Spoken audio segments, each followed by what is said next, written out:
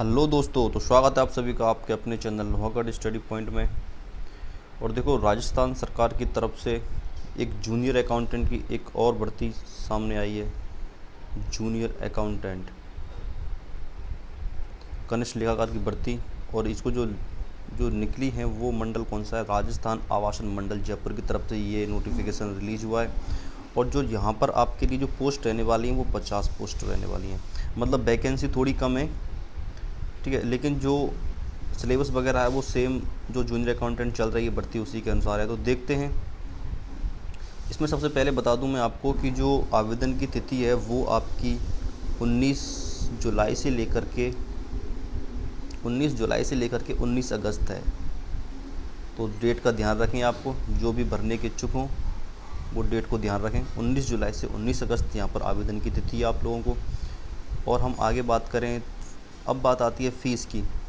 परीक्षा शुल्क की अगर बात करें तो परीक्षा शुल्क में यहाँ पर सामान्य वर्ग के लिए 975 रुपये।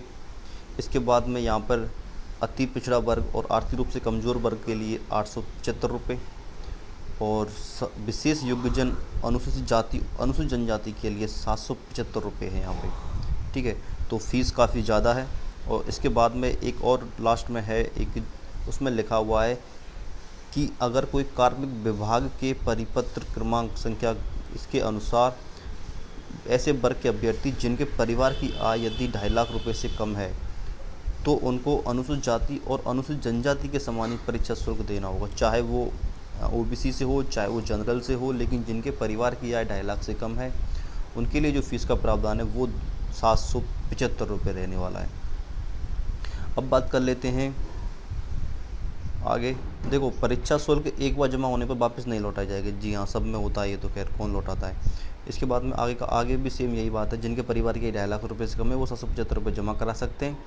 ऐसे अभ्यर्थी अपने परिवार की वार्षिक आय 2.5 लाख रुपये से कम होने का सक्षम प्राधिकारी द्वारा जारी प्रमाण पत्र प्रस्तुत करेंगे। जी हाँ, उन्हें अपना प्रमाण पत्र बनवाना पड़ेगा कि हाँ, मेरे परिवार की आय वो 2.5 लाख रुपये से कम है, इसलिए मुझे रिलैक्सेशन देने की कृपा करें।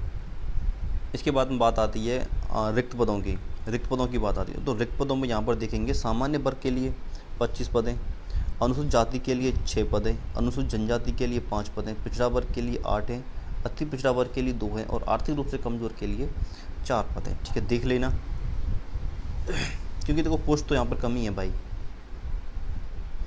आगे बढ़ें और इसमें जानने के लिए बात आपके लिए क्या है वो मैं बता देता हूँ आपको। अब बात कर लेते हैं आप सबसे पहले क्वालिफ़िकेशन की डायरेक्ट, ठीक है। क्वालिफ़िकेशन देख लेते हैं, क्वालिफ़िकेशन क्या रहने वाली है। तो मैं क्वालिफ़िकेशन के लिए बता दूं आपको, यहाँ पर ग्रेजुएशन के साथ में आपके लिए RSCIT ज़रूरी है,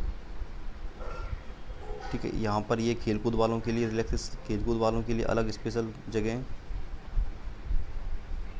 ठीक है। और आगे बात आती है, जी हाँ, अब बात कर लेते हैं सबसे पहले वेतनमान देख लेते हैं। वेतनमान क्या है? जी हाँ, वेतनमान है इसका ग्रेड पे 10, ठीक है। ग्रेड पे 10 इसका वेतनमान रहने वाला है। इसके बाद बात आती है पात्रता और शैक्षणिक योग्यता की। तो देखो, must hold a degree of any of the university. जी हाँ, सबसे पहले तो आपको ग्रेजुएशन होनी चाहिए।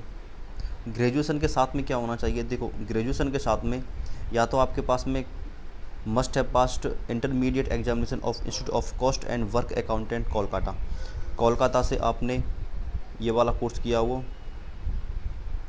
या फिर आपने दिल्ली से किया हो अकाउंटेंट का कोर्स। इसके बाद आपके पास वो हाई लेवल का सर्टिफिकेट हो, या फिर आपके पास कोपा कर रखा हो, आपने DPCS कर रखी हो, या फिर आप डिग्री कर रखी हो या डिप्लोमा कर रखा हो किसमें? कंप्यूटर साइंस में।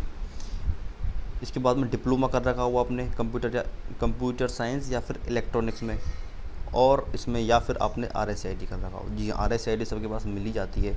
तो मैं सीधा बताऊँ आपको, तो इसमें एक तो ग्रेजुएशन है, ग्रेजुएशन प्लस RSCIT, इसका ध्यान रखें बस, क्योंकि RSCIT सबके पास मिल जाती है। तो ग्रेजुएशन प्लस RSCIT इसकी जो क्वालिफ़िकेशन है वो रहने वाली है।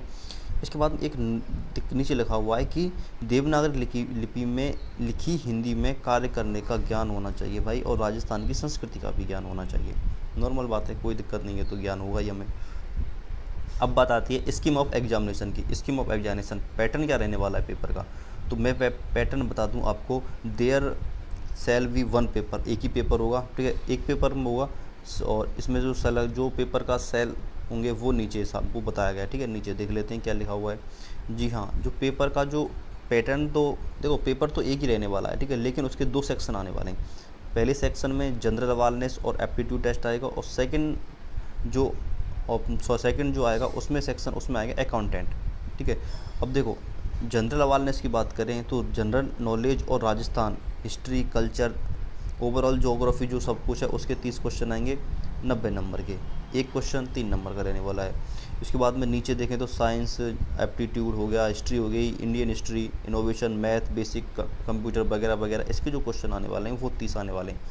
और कितने मार्क के? 90 मार्क के। और अकाउंटेंट सेक्शन बी, अकाउंटेंट सबसे ज़्यादा क्वेश्चन 90 क्वेश्चन, कितने नंबर के? 270 नंबर के, ठीक है। और इसका जो ओवरऑल टाइम रहने वाला है वो रहने वाला है 3 घंटे। और आपके लिए 40% मार्क पास होना ज़रूरी है इस एग्ज़ामिनेशन में, ठीक है, इस एग्ज़ाम में, इसका ध्यान रखें। और जो नेगेटिव मार्किंग है यहाँ पर, वो नेगेटिव मार्किंग है 1/3 की, 1/3 की नेगेटिव मार्किंग है, तो नेगेटिव का विशेष ध्यान रखें। और डिटेल सिलेबस लेना है आप लोगों को तो हमारे टेलीग्राम चैनल को ज्वाइन कर लें, ठीक है। हमारा टेलीग्राम चैनल है लोहागढ़ स्टडी पॉइंट के नाम से, लोहागढ़ स्टडी पॉइंट, और इसकी जो लिस्ट है वो मैं डिस्क्रिप्शन में दे दूँगा, लोहागढ़ स्टडी पॉइंट, ठीक है। ये जो हमारा टेलीग्राम, वहाँ ज्वाइन कर लें। वहाँ पर आपको ये PDF मिल जाएगी नोटिफिकेशन की, सिलेबस की, सारा कुछ सिलेबस यहाँ से एक बार पढ़ लें। ये राजस्थान का हिस्ट्री कल्चर रहा, ये राजस्थान का भूगोल रहा। आगे बात करूँ तो ये राजस्थान की इकोनॉमी और पॉलिटी, ठीक है। ये general science, current affair, Indian history and culture, economy development, geography और नेशनल रिसोर्स इंडिया, ये मैथमेटिक कुछ टॉपिक्स हैं।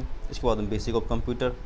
फिर बात आती है सेक्शन बी अकाउंटेंट की। अकाउंटेंट में देखो बुक कीपिंग एंड अकाउंटेंसी, फिर सेकंड पे है बिजनेस एंड मेथड, और थर्ड है ऑडिटिंग, और फोर्थ है इंडियन इकोनॉमी, ठीक है। तो सिलेबस थोड़ा बड़ा है भाई, सिलेबस बहुत बड़ा है, ठीक है। और राजस्थान सर्विस रूल्स आ जाएंगे। इसके बाद में आपके लिए GF&A आर्टिकल जो भी हैं वो यहाँ पर आ जाएंगे। अन्य क्वालिफिकेशन की बात करें तो देखो स्वास्थ्य होना चाहिए आदमी का, बिल्कुल चरित्र सही होना चाहिए, बिल्कुल राष्ट्रीयता होनी चाहिए, ठीक है। तो और तो कुछ बात है नहीं इसमें। लास्ट और एज की बात कर लेते हैं। जी हाँ, एज की बात कर लें। एज यहाँ पर 18 से 40 तक की होनी चाहिए, 18 से 40 वर्ष की एज यहाँ पर आप लोगों की होनी चाहिए। इसके बाद में जो रिलैक्सेशन मिलने वाला है वो 5 वर्ष का मिलने वाला है SC/ST के लिए। महिलाओं के लिए 5 वर्ष का रिलैक्सेशन है, ठीक है। अब बात करते हैं आगे क्या रहने वाला है। और देखो जी हाँ, आवेदन और परीक्षा जमा कराने की, देखो आवेदन है वो 19/7 से स्टार्ट होंगे आपके, 19 जुलाई से कब तक? 19 अगस्त की रात 12 बजे तक आप आवेदन कर सकते हैं, काफ़ी टाइम है। और आपका जो परीक्षा को जो महीना है ना, वो आपका सितंबर माह है। जी हाँ, सितंबर माह घोषित है। सितंबर माह में एग्ज़ाम होने के पूरे चांस हैं। आप प्रवेश पत्र करने के लिए आप अपनी वेबसाइट पर जाएँ और प्रवेश पत्र का ध्यान रखें किस प्रकार, ठीक है। तो आई होप आप समझ गए होंगे। छोटी भर्ती है लेकिन अच्छी भर्ती है, कम फॉर्म आएंगे इसमें क्योंकि देखो फीस थोड़ी हाई कर रखी है इन लोगों ने, इसलिए। तो मिलते हैं अगले नोटिफिकेशन के साथ में, तब तक के लिए थैंक यू दोस्तों।